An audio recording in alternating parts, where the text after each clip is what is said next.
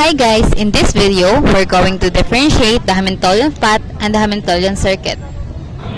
So now, when we talk about Hamilton path, it is a path that faces through each vertex of a graph exactly once, but does not have to begin and end at the same vertex. So for example, if we start at point A and then we go to F to B to E to C and then to D. So this is an example of a Hamilton path. So we could also have this one. So if we start at vertex A, so and then we go to B to C to F to E and then to D. So this is still an example of a Hamilton path.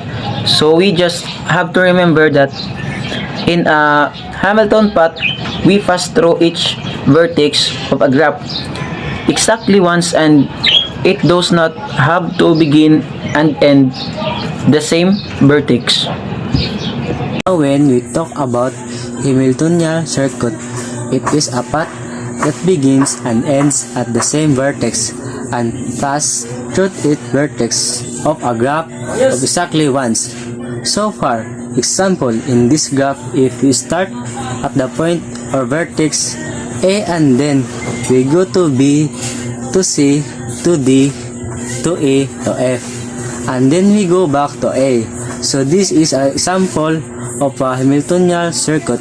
So as what you can see, we started the vertex A and we ended at the same vertex, which is vertex A, and we have also passed through each of the vertex of the graph.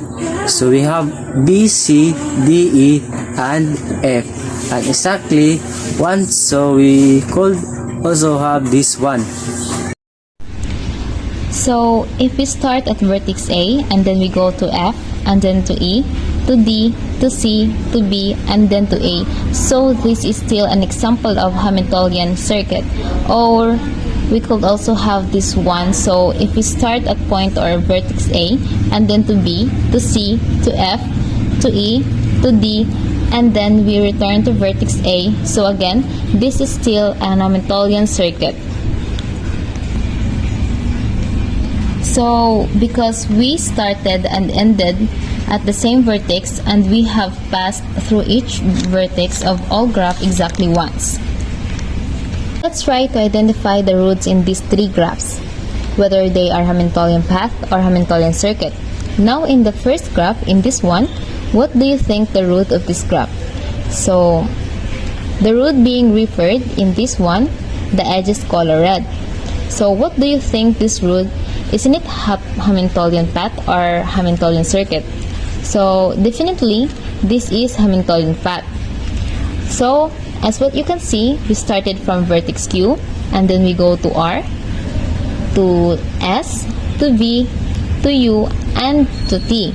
So we started and ended in different vertices. And we have also passed through each vertex of a graph. So this is just an Hamiltonian path. Now, how about the second graph? What do you call to this road? So we could started from vertex A to B to C and to D. Then we return to vertex A. So this is just a circuit. So this is the Hamiltonian path or Hamiltonian circuit because of what you can see. Yes, we started at the vertex A and ended at the same vertex, which is still vertex A. But we have not passed through, so that is why it is just a circuit. So this is also the definition of circuit. So we start or we restart that at the vertex A and then we got to B to C and to D, and then we go back to the vertex A, but we did not pass to the vertex C. So this is just a circuit. And how about the third? How about the third graph? The road in the third graph is it a Hamiltonian path or a Hamiltonian circuit? So definitely this is a Hamiltonian circuit.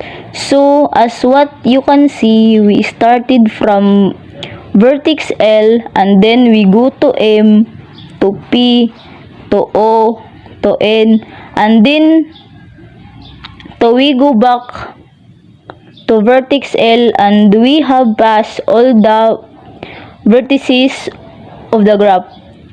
Exactly one, so we started at ended at the same time vertex.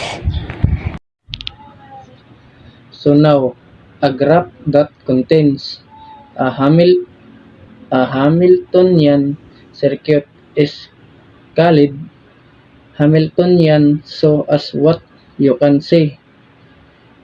These graphs can be called Hamiltonian, so these graphs, but of the graphs contain a Hamiltonian circuit. So in the first graph we have here, we started from vertex, then to B, to C, to D, to E, and then to F, and then we go back to, or we went back to vertex A.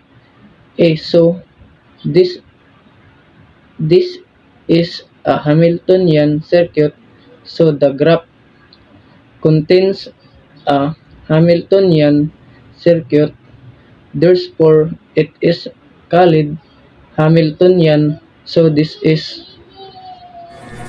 The second graph is also Hamiltonian because it contains a Hamiltonian circuit.